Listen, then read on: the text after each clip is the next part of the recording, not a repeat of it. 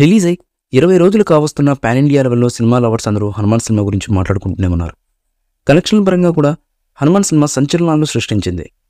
ఇప్పటికీ ఆడియన్స్ ఈ మూవీ ట్రాన్స్లోనే ఉన్నారు అంటే అతిశయోక్తి లేదు. అంతేకాకుండా హనుమాన్కి సీక్వెల్ జై హనుమాన్ సినిమా ఎప్పుడు థియేటర్లోకి వస్తుందా అంటూ ఇప్పటి నుంచే ఎదురు చూపడం మొదలెట్టేశారు. పైగా అప్పుడప్పుడు జై హనుమాన్ గురించి ప్రశాంత్ వర్మ చేసిన వ్యాఖ్యలు కూడా ఆడియన్స్లో హైప్ని విపరీతంగా పెంచేస్తున్నాయి. ఇప్పుడు జై హనుమాన్కి సంబంధించి ఒక క్రేజీ వార్త నెట్టింట్లో చక్కర్లు కొడుతుంది. హనుమాన్ సినిమా ఏ స్థాయిలో సక్సెస్ అయిందో ప్రత్యేకంగా చెప్పాల్సిన అవసరం అయితే లేదు. అయితే ప్రశాంత్ వర్మ విజన్కు ఇది కేవలం ట్రైలర్ మాత్రమే అని చెబుతున్నారు. కానీ జై హనుమాన్ మాత్రం తన సినిమాటిక్ యూనివర్స్లో గుర్తుండిపోయే సినిమా అవుతుందని ఇప్పటికీ నుంచే అంచనాలు విపరీతంగా పెంచేస్తున్నారు. అంతటి హైప్ క్రియేట్ అవ్వడానికి ప్రశాంత్ వర్మ చేస్తున్నటువంటి వ్యాఖ్యలు కూడా ఒక కారణంగా చెప్పవచ్చు. ఇప్పటికే జై హనుమాన్ కోసం స్క్రిప్ట్ రెడీ అయిందని ఈ యంగ్ డైరెక్టర్ చెప్పుకొచ్చారు.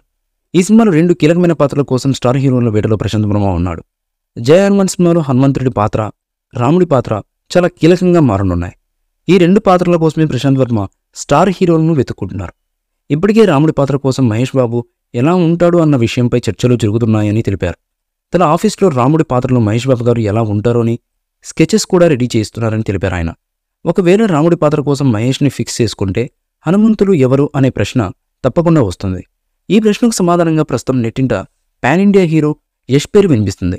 ప్రస్తుతం వర్మ టీం హనుమాన్ క్యారెక్టరైజేషన్ కోసం రాకీ బాయ్ని సంప్రదించే యోచనలో ఉన్నారని ఇండస్ట్రీలో టాక్ మొదలైంది.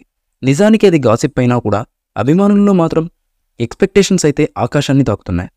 కేజీఎఫ్ సినిమా తర్వాత యష్కు పాన్ ఇండియా లెవెల్లో ఫ్యాన్ బేస్ క్రియేట్ అయింది. పైగా కేజీఎఫ్ 2 తర్వాత ఫ్యాన్స్ మళ్ళీ యష్ను స్క్రీన్ మీద చూడలేదు. ఇలాంటి ఒక పవర్ఫుల్ హనుమంతుడి పాత్రలో యష్ కనిపిస్తే మాత్రం థియేటర్లు దద్దరిల్లిపోతాయంటూ కామెంట్స్ చేస్తున్నారు. ప్రశాంత్ వర్మ నిజంగానే యష్ని హనుమాన్ పాత్ర కోసం ఒప్పిస్తే మాత్రం జై హనుమాన్ సినిమా మరో స్థాయికి వెళ్ళిపోతుంది అనడంలో ఎటువంటి డౌటు లేదు. ఇప్పటికే యష్ బాలీవుడ్లో వస్తున్నటువంటి రామాయణం సినిమాలో చేస్తున్న విషయం తెలిసిందే. రావణాసుడి పాత్రలో యష్ కనిపించబోతున్నారు. మరి జై హనుమాన్ మూవీ విషయంలో ఎలా రియాక్ట్ అవుతారో తెలియాలంటే ఇంకా కొన్ని రోజులు వెయిట్ చేయాల్సిందే. మరి జై హనుమాన్ సినిమాలో హనుమంతుడి పాత్రలో యష్ కనిపిస్తే ఎలా ఉంటుంది అనే విషయంపై మీ అభిప్రాయాలను కామెంట్స్ రూపంలో తెలియజేయండి. ఈ మూవీపై మీ అభిప్రాయాన్ని కామెంట్ బాక్స్లో తెలియజేయండి. ఈ వీడియో మీకు నచ్చితే లైక్ చేయండి, షేర్ చేయండి, కామెంట్ చేయండి. మరిన్ని అప్డేట్స్ కోసం మన ఛానల్ని సబ్స్క్రైబ్ చేయండి. అలాగే పక్కనే ఉన్న గంట సింబల్ని గట్టిగా టంగ్ టంగ్ అని కొట్టేసేయండి.